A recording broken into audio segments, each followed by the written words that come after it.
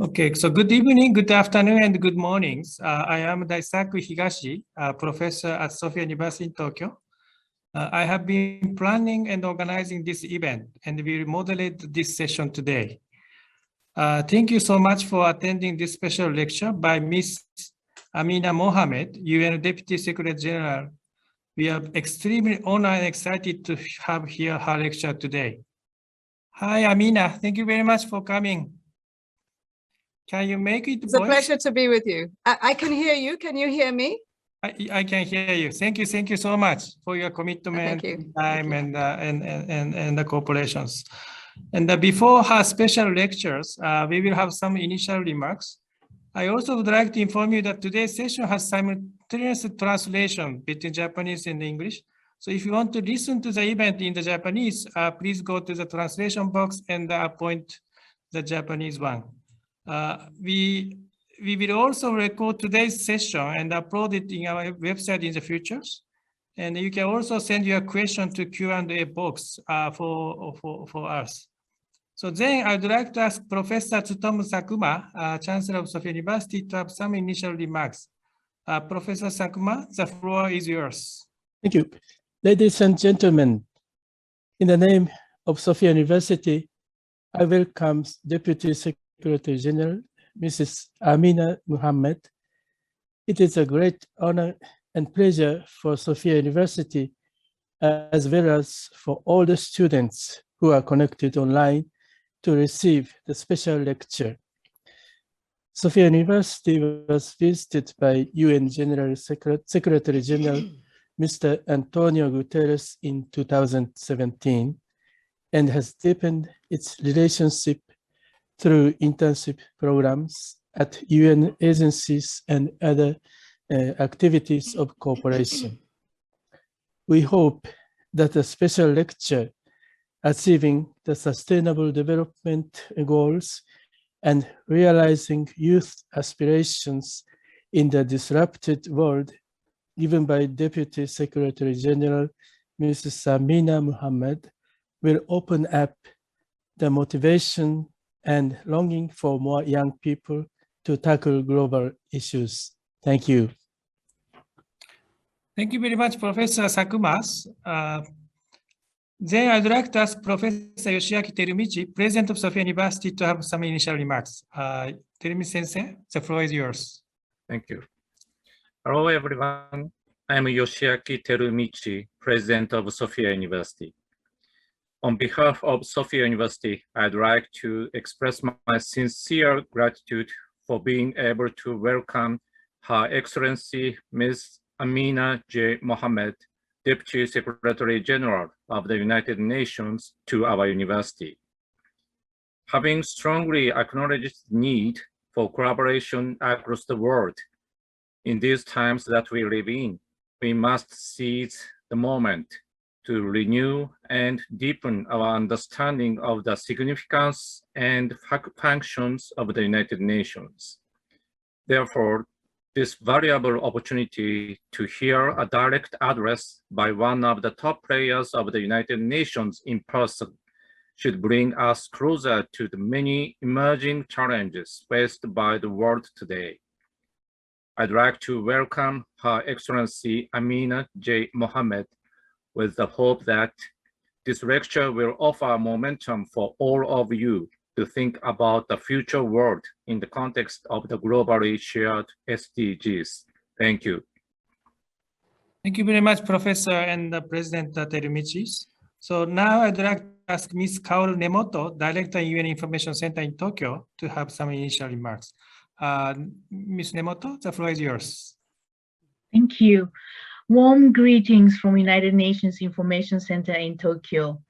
I would like to express my deepest gratitude to Sophia University for organizing today's symposium during the university's UN Weeks, which has become a flagship initiative of Sophia since 2014. I would like to thank Chancellor Sakuma and President Terumichi for their leadership in promoting the UN Weeks. Earlier this month, UNICEF published an alarming report indicating 1 in every 7 of those between age 10 and 19 are facing mental health challenges. COVID-19 pandemic has contributed a lot.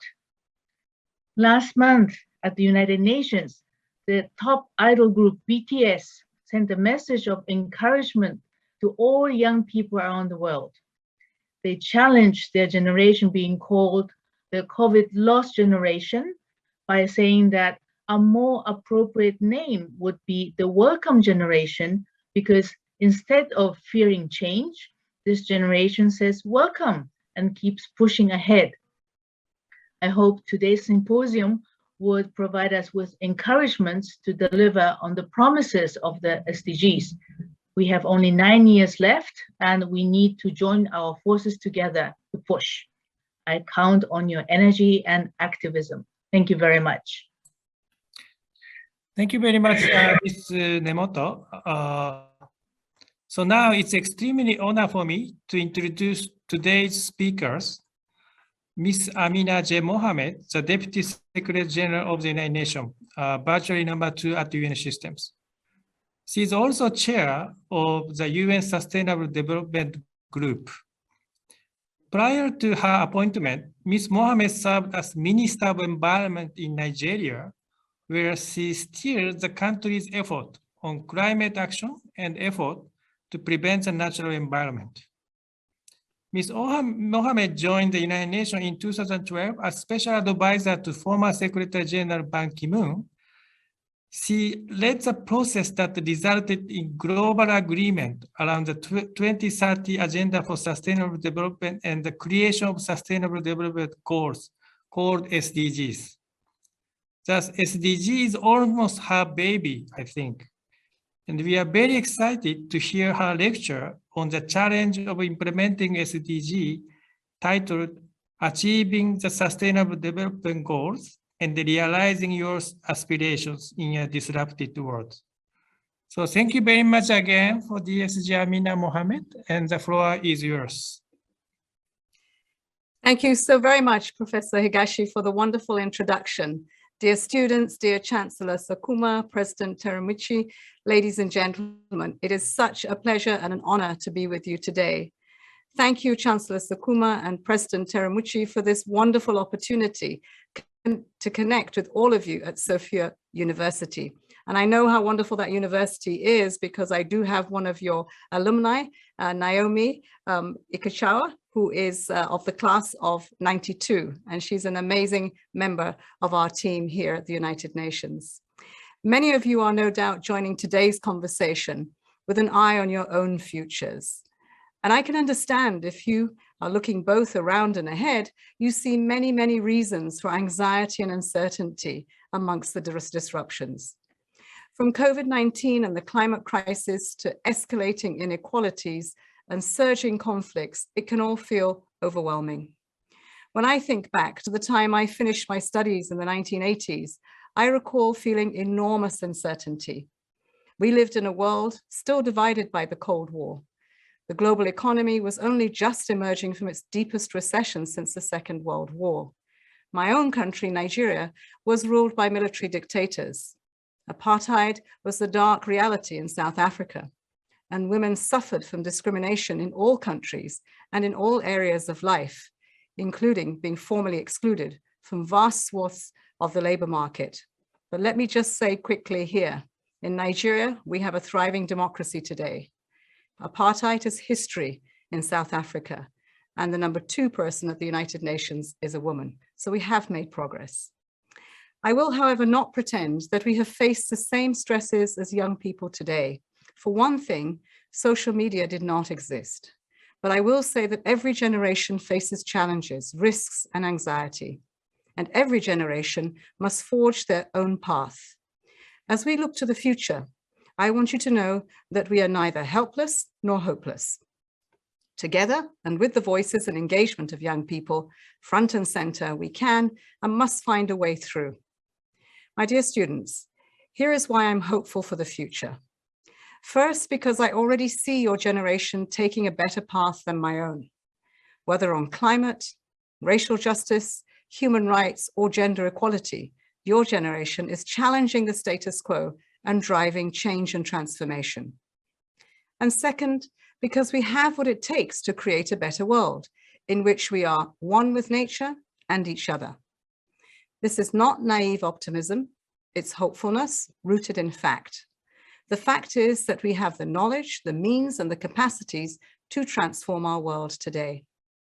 To begin with, we have a compass, the 2030 Agenda and its 17 Sustainable Development Goals, just described as my children, agreed to by all 193 UN member states. They are our practical blueprint for the world that we want and need, a world of dignity, of solidarity, and opportunity for all on a safe and healthy planet. 6 years after their adoption, however, we are not on track to making the 2030 Agenda a reality. And the COVID-19 pandemic has pushed us further off course. The pandemic has shone a harsh light on risks we have long ignored: weak health systems, lack social protection, and above all, the man-made climate crisis.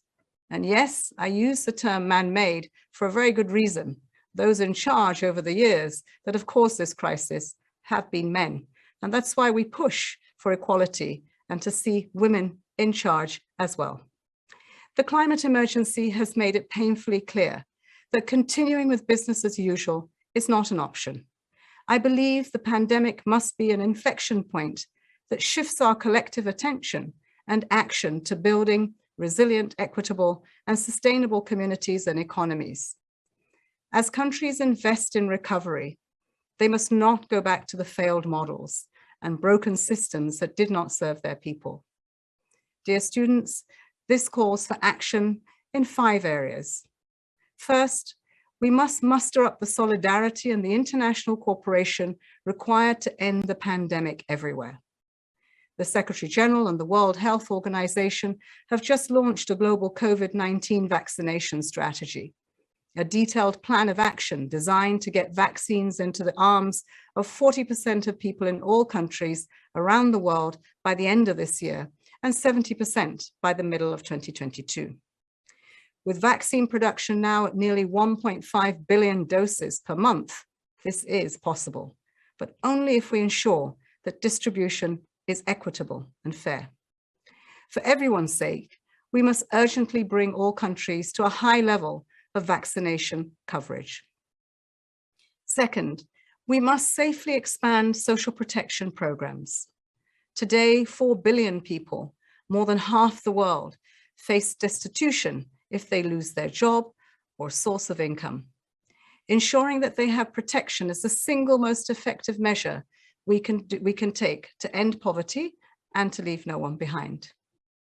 Third, we must build resilience and reduce inequalities. We must ensure that quality essential services are available to everyone. The pandemic revealed enormous inequalities in access to clean water, to sanitation, energy, and key technologies. Working to guarantee universal access to these services must be an integral part of the global recovery. We need bold investments in everything from quality education to sustainable infrastructure to decent work, and in particular for young people.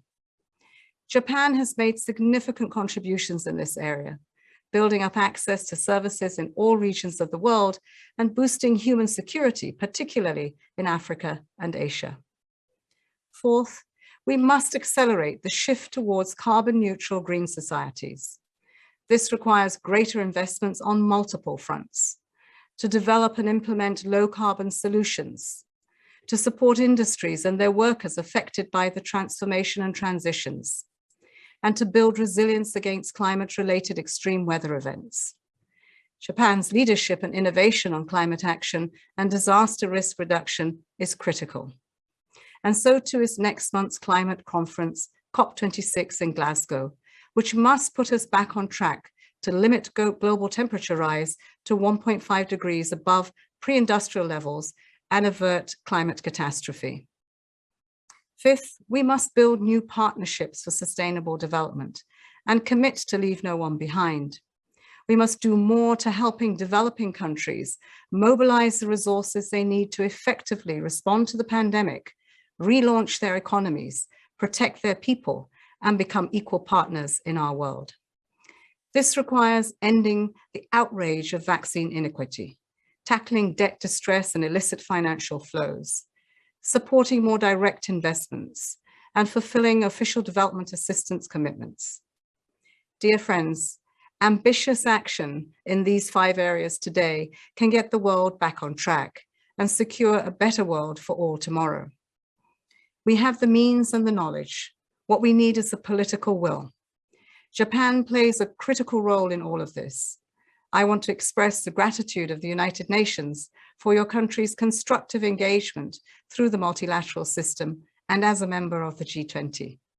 We need this engagement today more than ever. And we particularly need your engagement, the engagement of young people.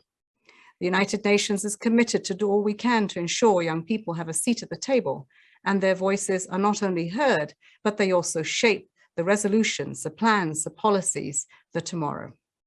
This is also a key element of a landmark report that we just released on the future of multilateralism. It is called Our Common Agenda, and I encourage you all to take a look at it. Dear friends, I began by speaking about the anxiety many of you feel when looking at the world today. We are undoubtedly at a grim moment.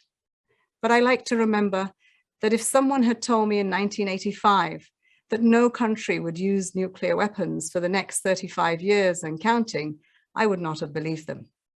Japan is a leading influence for global progress in the area of nuclear disarmament. I hope you're all proud of your country's work to remind the world that nuclear weapons must never be used. One country can and does make a difference. Indeed, one person can start a movement that makes a difference. I urge you to continue to raise your voices. Together with your idealism, your passion, energy, creativity, commitment, and indomitable spirit, we can create a better world and make the promise of the 2030 Agenda a reality. I believe it because I believe in the youth of today for the youth of tomorrow. Thank you.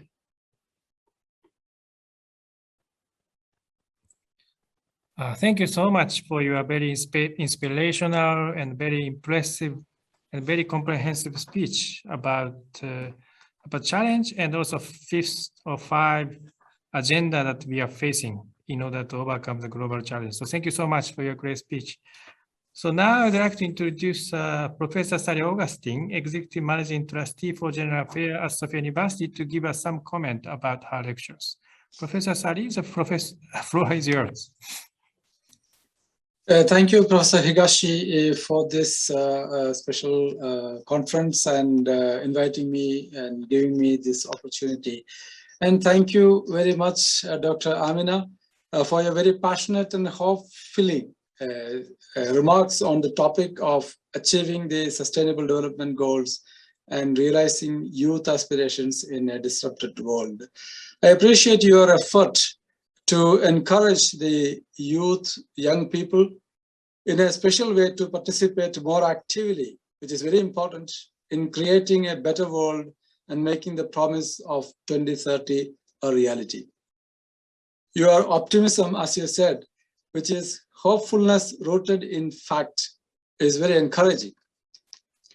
At the same time, you have mentioned that 6 years after the adoption of the 2030 agenda, we are not on track to make it a reality.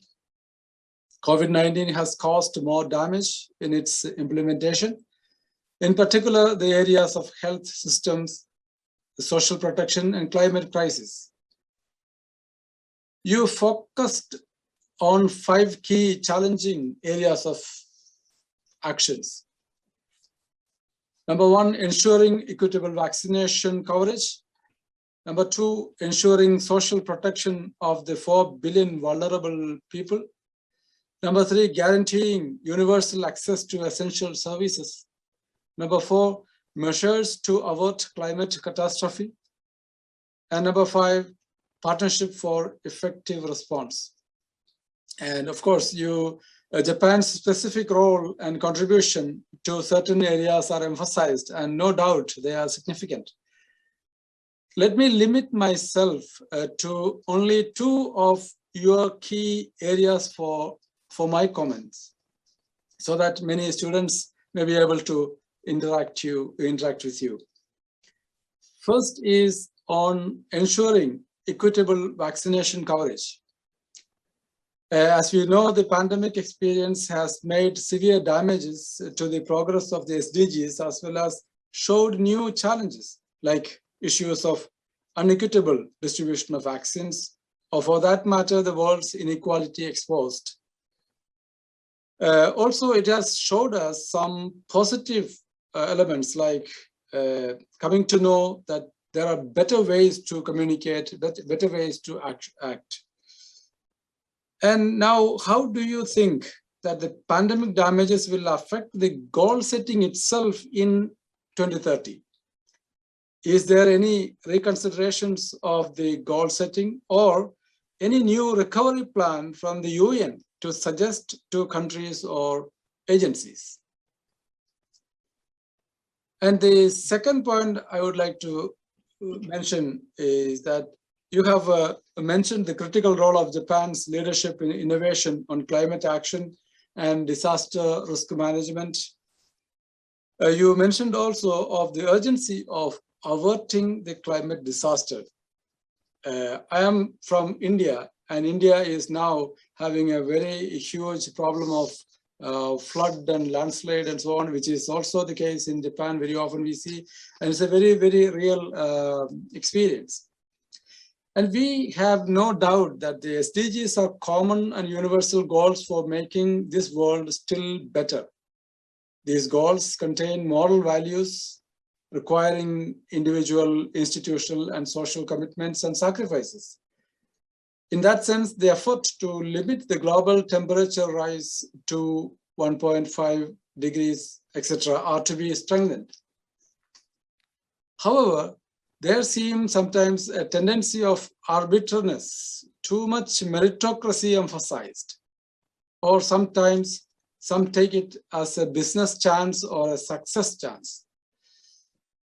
Another type of competition taking place where weak institutions or states are sometimes unable to act according to the global demand. How do you recognize the dark side of the SDGs promotion taking place in the world today? It is a sensitive issue, but being a Jesuit university, I was reminded of what Pope Francis spoke on an integral ecology in his famous encyclical Laudato Si, mentioning that the protection of environment and ecology should also include the protection of people. He mentioned that the conventional idea of development has been almost entirely limited to economic growth. And so sometimes we forget to include the voices of those usually excluded from this type of discussion, such as the voices of the migrants, indigenous people, and also the young. Then he called for adoption of simple lifestyle and ecological spirituality, or what he calls for an ecological conversion. Do you find such elements in your experience of governance in a global perspective? I mean, the dark side of the promotion of SDGs. And the final point I would like to ask is, how cautious should our education or educational institutions be to contribute to make the 2030 promise practical? Thank you very much. Thank you very much, so much, Professor Augustine. And before asking DSG Amina Mohammed to respond to that comment, I'd like to get 2 questions from a student. Today, we have 5 students from all over the world who will ask a question directly to DSG Amina Mohammed. So the first student is John Sebastian Tuguro from Malaysia in University Kebangsaan, Malaysia. So John, the floor is yours. Thank you, Professor. Greetings, Ms. Amina. My name is John Sebastian. I'm finally an undergraduate student from University Kebangsaan, Malaysia. I would like to ask a question relating to Goal 4, quality education. The global pandemic has taken a toll towards the education system, as we see students in the rural areas are affected most by online learning, where their learning has somewhat become stagnant. For instance, there are still places in the world where internet connection is almost inexistent, and these students simply cannot participate in online classes or have problems doing so. In my state of Sabah, in a remote village called Pitas, we had a university student who climbed up a tree to ensure that she had good internet connection, just to make sure that she could sit for exams. In urban areas, quality education is given great emphasis, but in rural areas, simple access to education is still an ongoing issue, and the COVID-19 pandemic has widened the education gap even more. In your opinion, how should this issue be addressed post-pandemic, and what measures ought to be taken? Thank you. Thank you very much, John. That's a great question, I think, about the education inequality right now. So thank you very much. And the second question is from Ms. Claudia Marin from Spain in Comiras Pontifical Universities. Claudia, the floor is yours. No, thank you very much. First of all, it's a pleasure to be here. My question for the DSG is about the decade of healthy aging that has been proclaimed by the UN in this last decade of the SDGs. So in the World Population Prospects of 2019, by 2050, 1 in 6 people were said to belong to the age group of over 65, and this is up from the 1 in 11 people that were in 2019. So according to this data, it's obvious that we're in the midst of a demographic shift. So with the proclamation of the Decade of Healthy Aging by the UN in parallel to the last decade of the SDGs, my question was, what measures was the UN going to take in implementing this multi-stakeholder scheme? More specifically, it was announced that the plan was going to seek the participation of people in the age group of over 65. But what role should young people play in the future in this initiative? Thank you very much. Thank you very much. Aging society is a common problem both in Japan and I think Spain. So yeah, I really appreciate your comment. And I've lost connection. I cannot hear. Lost connection. She lost connection. Oh, I think I cannot hear. You're not talking right now. Can you hear me? They are talking, and okay. So has this thing gone off? Yeah, just a second. Just one moment. We will check my battery on this. Right.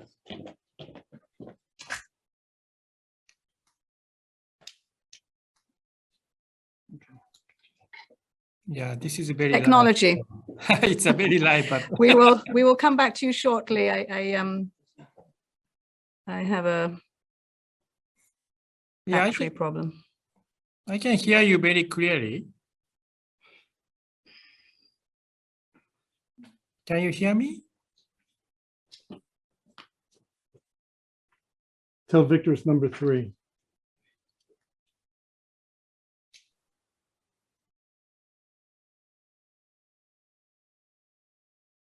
Let me see if I can hear you. Yeah, now I can hear you. Can you hear me? Yes, I can. I apologize for that. That's great. So we got the 2 questions from Professor Sali and the 2 questions from student. So I hope you can respond to those questions, maybe for 7 or 8 minutes. Thank you very much. I will try my very best. Very good questions and ones that we're constantly challenging ourselves in the United Nations. Absolutely, Professor. Hope is the commodity that we trade in the United Nations. Without it, we won't be able to close the gap between realities and aspirations. And so really important. To your 2 questions, what is happening to the 2030 agenda? Yes, we are on track. We are off track, but we have 9 years to get back on track. And we will not be rehashing the goals until we get to them. Let's not fail before we get to the goals. So we have 9 years to do many things. The response to COVID gives us an opportunity to do things much differently in terms of our recovery. Many of the responses have not happened as we would like them right now, but even as we responded to the lockdown and we saw many investments that were made in strengthening health systems because we had to prevent COVID, we had to protect ourselves, we had to connect people at work, out of work, out of school, online. So we did get more investments in connectivity. Many things happened that we must build on, we must not lose. Our social protection programs became stronger, not where they need to be, but at least there was a focus on them. And so we believe that the 2030 agenda can be achieved, but it requires much more effort, much more scale and a sense of urgency to get the resources that are required for it. The second question that you talked about was interesting to hear you speak about the dark side of the SDGs. I've never seen them that way. I've seen perhaps where we have many who would like to do a lot of SDG washing, as we say, there's green washing, there's blue washing, and there's SDG washing, that we're not looking at the sustainability of the investments that we make in our economies to achieve the SDGs. So for instance, looking at our macroeconomic frameworks, we ought to be seeing how we can leverage the investments that ensure revenues that will pay for very basic services, rights that people have to health, to education, to water and sanitation. And that the borrowing, the investments that we do are in infrastructure, are in climate action, are in industry. And so it's important here for us to see that we're using the SDGs to shine a light on the inequalities, to shine a light on those that have been left behind, and to always be asking in terms of our indicators, our results, the outcomes that we have, that we are achieving rights at the center of this agenda, and an inclusion of everyone, making sure that economies are growing with people and not without them. The third question you did ask actually pivots me to the question that was asked by our colleague, our student from Malaysia, John Sebastian. Thank you very much for that. Education worries us all. I think across the globe, the one thing that we can agree is that the quality and the relevance of education is being questioned today.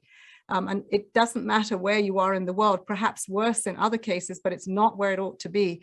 And you're going to require new skill sets, new tools are being used to acquire knowledge, to acquire skills. Many jobs of today will not be there tomorrow. So how do we prepare the jobs of tomorrow with a robust education system, reimagining education as we should?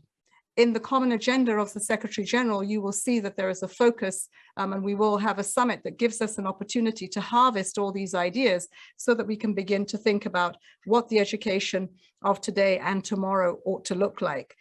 It's already changing. Again, the pandemic showed us that we can take education online, and we can take it online in many, many contexts. So in the average context, we saw that many were left behind as we took education online.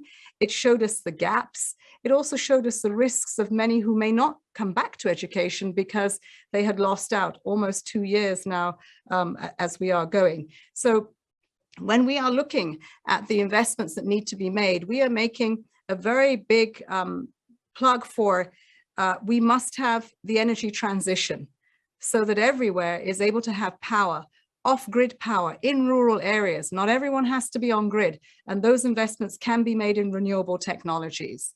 We must have connectivity, because connectivity is not just about education. It is also about the workplace. It is also about social protection programs, cash transfers.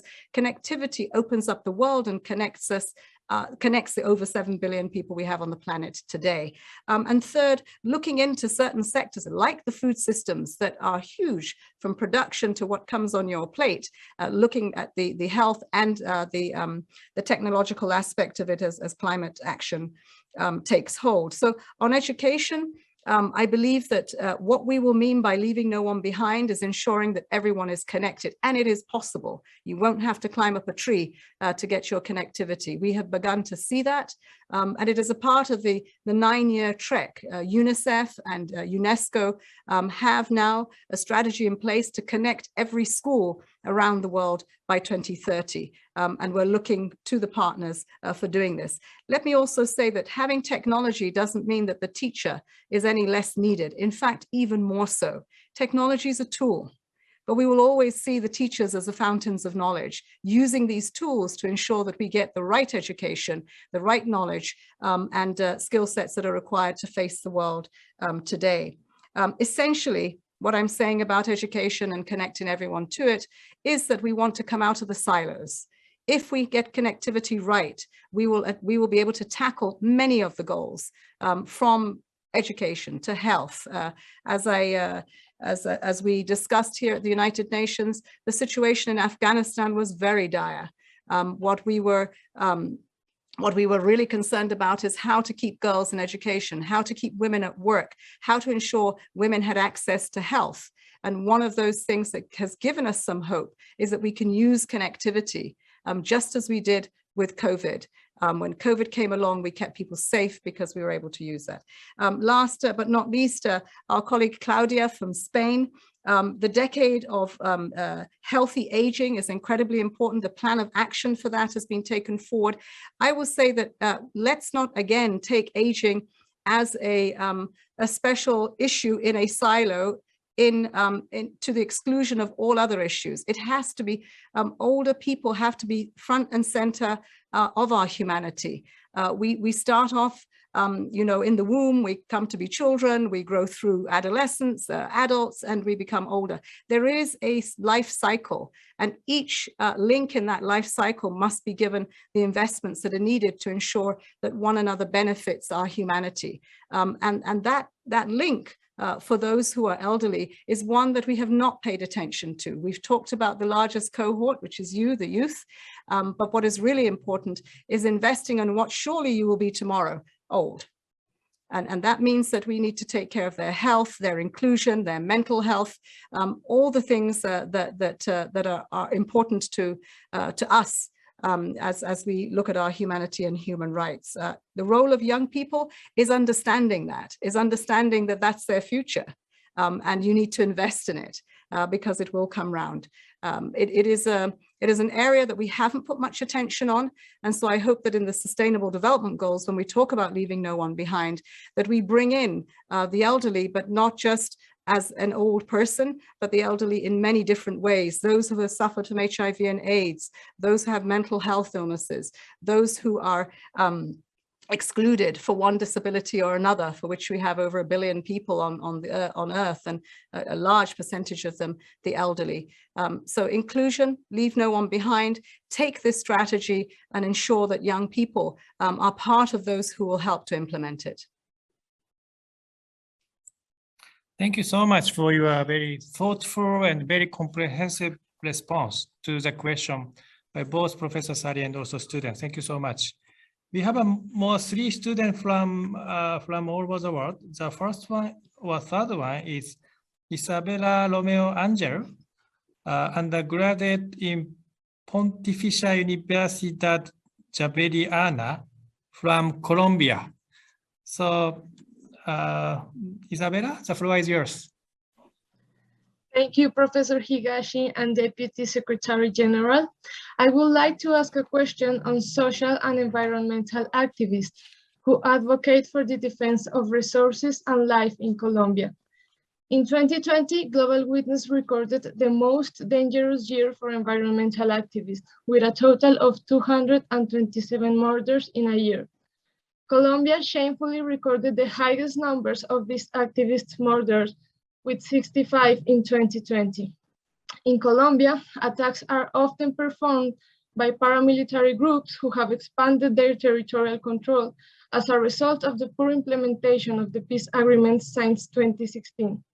These attacks are mainly directed at activists who promote the substitution of illicit crops and defenders of natural resources. My question is, how can governments and citizens use the Sustainable Development Goals as a platform to manage these threats to the lives of environmental activists? Thank you very much, Isabella. That's a great question based on your actual experience in your countries. So the fourth student is Mr. Baba Sira, who is a PhD student actually at the Sophia University, but who is from Liberia in Africa. So, Mr. Baba, the floor is yours. Thank you, Professor. Thank you for your excellent and well-rounded lecture, Deputy Secretary General Mohammed. Well, just when we think that sub-Saharan Africa has moved away from coups and counter coups, it seems as though it always re-emerges and it always comes back. So my question would be then, it has become obvious based on recent developments that constitutional changes for third-term presidential mandates and reactive military interventions through coup d'etat pose a substantial national and regional threat to sustainable peace, security, and democratic gains in African countries. The Mono River Basin countries of Liberia, La Côte d'Ivoire, Sierra Leone, and Guinea-Conakry being an example. Therefore, what commitments and/or new commitments can the United Nations make for working to prevent problematic constitutional changes that trigger reactive military interventions through coup d'etat? Thank you very much. Thank you very much, Babas. It's very important question, I think, about the political stabilities and also maintenance of the democracy in Africa. So thank you so much. So the last question from will come from Aoi Higuchi, undergraduate at Sophia University here in Tokyo. Higuchi-san, the floor is yours. Thank you so much, Professor and Ms.Mohammed. I would like to ask a question about gender issues in child labor. I believe that girls are present in less visible forms of child labor, such as domestic work in private households. So my question is, how is the UN responding to these hidden forms of child labor, and what are the key challenges in tackling these issues? Thank you. Yeah, thank you very much. I think child labor is a very serious issues in Africa and also across the world. So I really appreciate your questions. So DSG Amina, we got the 3 great questions from the student from all over the world, and I hope you can respond to them, hopefully by 7 or 8 minutes, because we also have some question from chat and a question answer box. Thank you. Thank you very much. I'll try to do my best, but these are very deep questions. And in each case, let me just say that we look to the root causes. We don't want to continue addressing what happens at years down the line after ignoring and investing in systems and rights for these. So root causes are important. How have we framed a response to root causes that have addressed child labor, that have addressed the right to voice, that have addressed, I would say, democracy, those that are a work in progress and quite weak? That's the SDGs. The framing of the SDGs allows us to look at basic rights and to ensure that people are living above the poverty line and are able to grow and aspire to their aspirations, but also that economies are strong and that they are inclusive and that we are looking to our environment. So really our humanity, our home, and rights at the center. And that's the framing. And if you look at goals 16 and 17, you will see without these 2 pillars, a pillar of strong institutions, which allow us to put in the checks and balances, whether it is the executive making sure that it is spending and making those services available to people, or it is the legislature that makes the laws that protect people, that looks at the rights of people and the issues that concern them most and are there because they represent people, or it is the judiciary, the third arm of government, which also gives us a recourse to justice. And in the case of the voice, again, Colombia is one of the top 7 countries in the world where we have seen these tragic attacks against environmental activists who have, put their lives on the line. We see that there are instruments. The Escazao instrument in Latin America is one that we support and we continue to try to get implemented. But it is very important that governments themselves support that right to the voice for the protection of our environment, for the protection of people, and see that is used. The UN tries the best that it can in our country teams to reinforce and to partner with civil society and to call out when these atrocities do happen, and to continue to say that we have a right to a voice, and we have a right to a voice that we do no harm to, that protects our environment. So continue to fight for the rights of our environmentalists.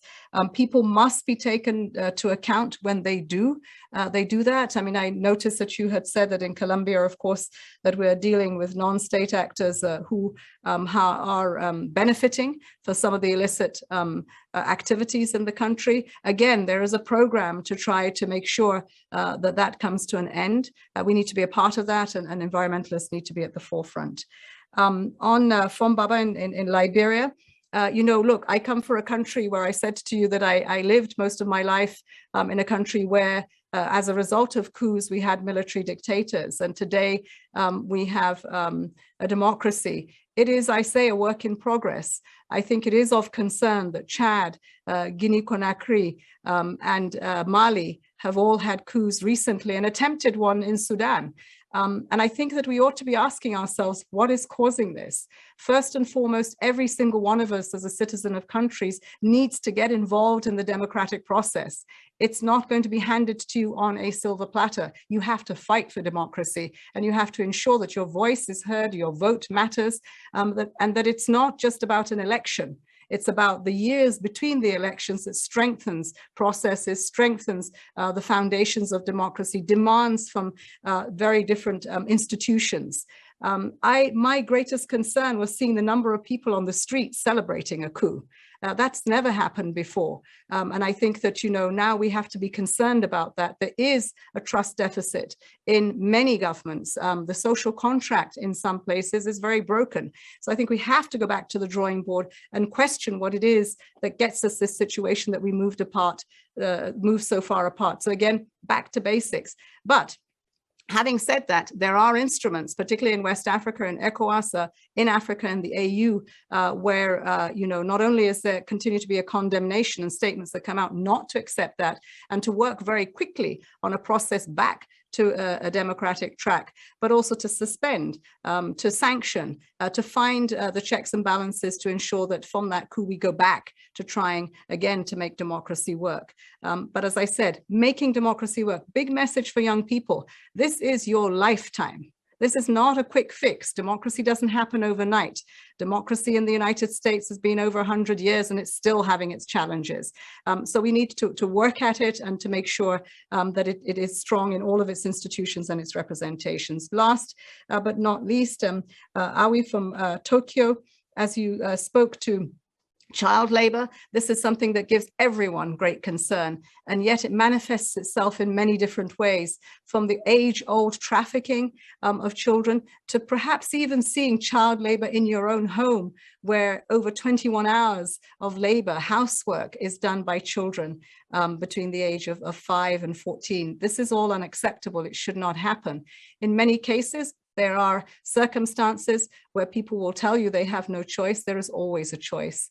To have a child is a gift, and that gift must be protected, must be nurtured into a member of society that will benefit themselves and the rest of us. So it's really important socially, that contract between us and children to be respected. There is no child that can be trafficked without passing another person, and that person must know.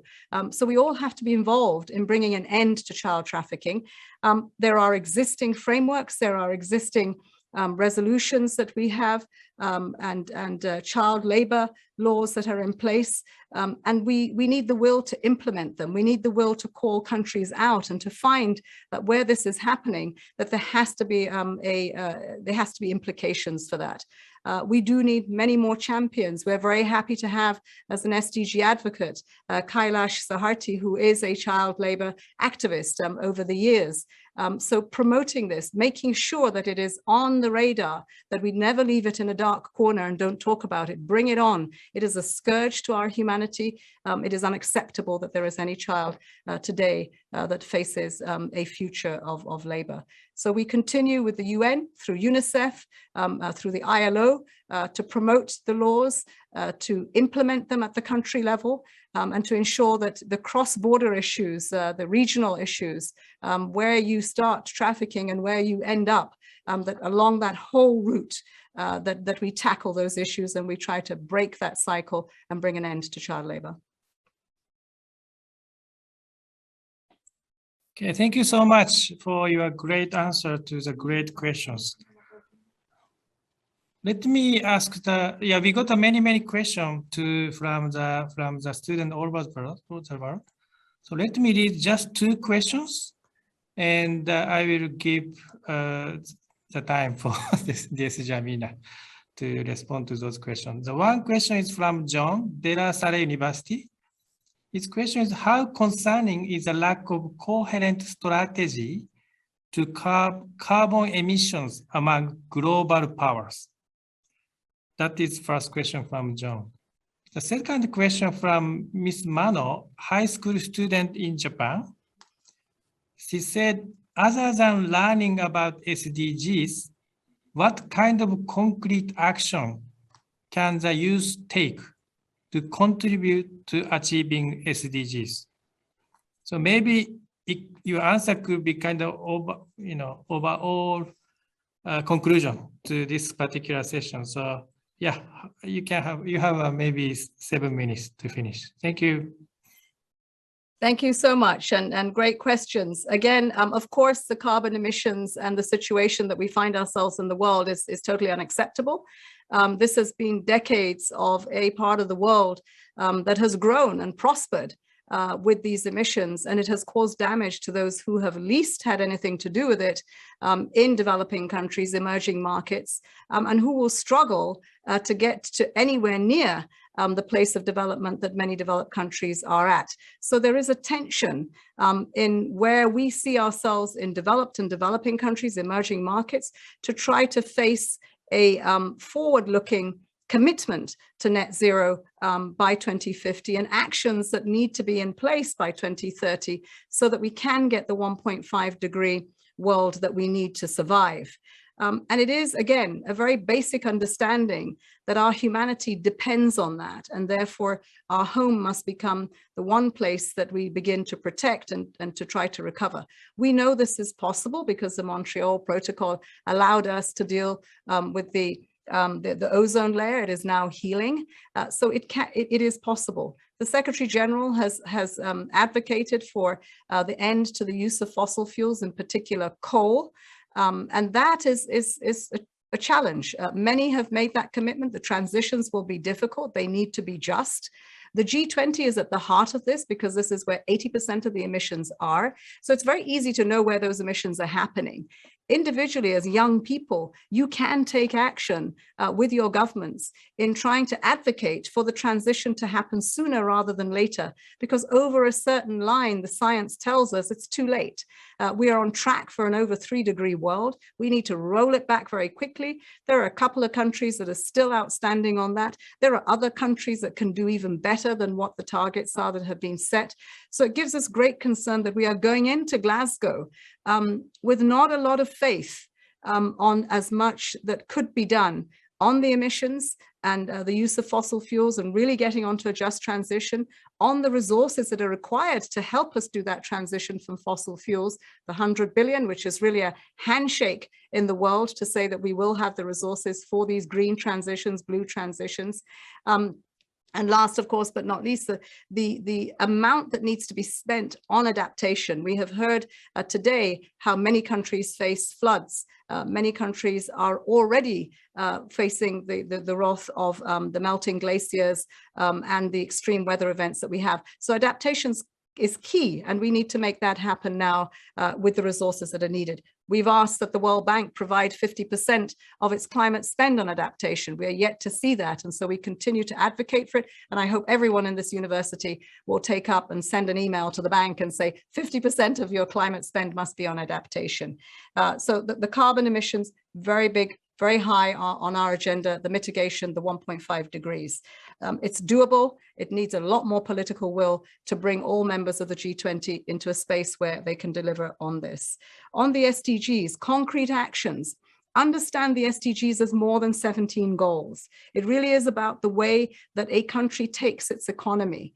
When it invests in the goals, let me say 7 to 15, those investments will create jobs. Those investments will create a greener environment. Those investments will connect people. And those investments will provide growth in economies for revenues that can pay for the first 6 goals, bringing out people from poverty because you will have a social protection floor, a percentage of GDP, that you will have services for health, for education, for water and sanitation, and all of that. Take it, standing on those 2 pillars of the strong institutions, the rule of law, justice, and the partnership with Japan, the partnership with the university. Partnerships are important, bringing them together. And there are many things. I mean, look, from making sure that you're not a part of the pollution in the world, whether it is waste or the consumption patterns that you have, to the advocacy that you can do, to getting out into the field to provide health and water, where perhaps, you know, you will have acquired so much education. Don't take it for granted. You are the few that are elite in this world that many don't have. So any little step that you take is a bigger footprint in a greener world and a more prosperous world. And, you know, it's at this point, I can't see you all, but I am truly energized by, you know, young people and their thoughts. Keep engaged, know that it is a journey, and that each footstep that you take in that journey must be a green one, must be one that has empathy and solidarity with those that don't have, and must be constructive, proactive, and must be full of courage of your convictions for a better world. Thank you so much for your great answers and also thoughtful response and also about conclusions about today's event. I think it's almost beyond the imagination that we can host this kind of a session together with you and also with the student and the citizen from all over the world, even just 2 years ago. So yes, we suffer from the COVID-19 so much and so many people got sacrificed. But at the same time, it's true that we are now connected by these methods. So I really appreciate that we give us this kind of opportunity to make a global conversations on how to confront or address the challenge that we all are facing today, you know, together. So yeah, I really appreciate, and I know that you will have a next schedules, but we sincerely appreciate your commitment, your great answers, and the conversation with the student. I hope that all students and also the speaker will make your voice on and say hello and appreciation to DSG Amina Mohammed, and maybe we will say goodbye. And thank you very much for all participants to come to join us today. So thank you very much, Amina, again. Thank you very much. Count on the United Nations. Very much with you. Thank you very much. Thank you very much. Terima kasih. Thank you very much. Madam DSG.